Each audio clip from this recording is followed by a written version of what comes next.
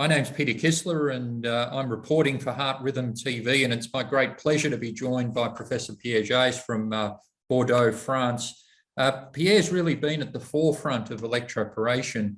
And Pierre, I'd like to start by just asking you, is electroporation going to replace radiofrequency ablation and cryoablation? Can you tell us a little bit more about it and how you see it unfolding?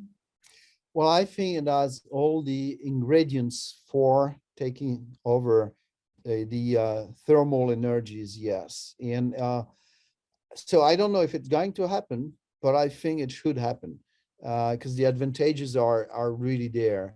So it makes your ablation faster and simpler, and it's associated with apparently more durable lesions. We are still in the enrollment phase for randomized controlled trial to demonstrate that point, but from early reports, it looks like it's slightly better in terms of durability of lesions.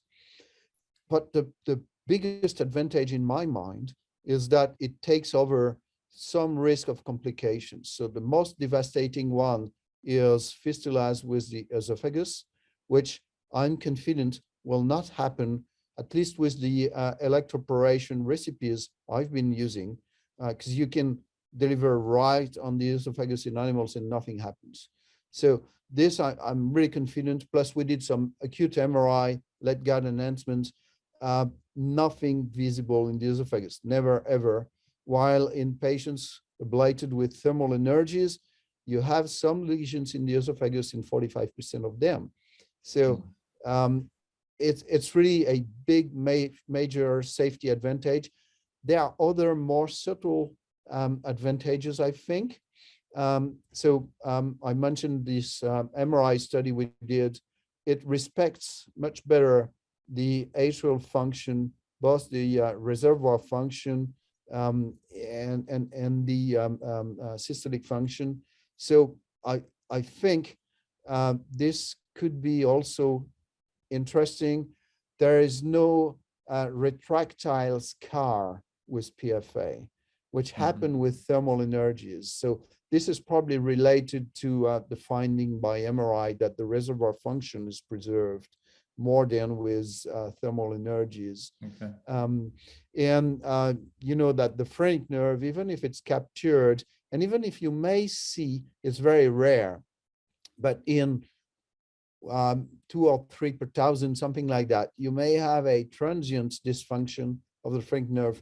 Nothing durable has been reported so far. Right. So that's really the ease of use, the apparently superior results, but more importantly, the safety advantages, I think are, justifying that this energy will be largely employed within a few years from now.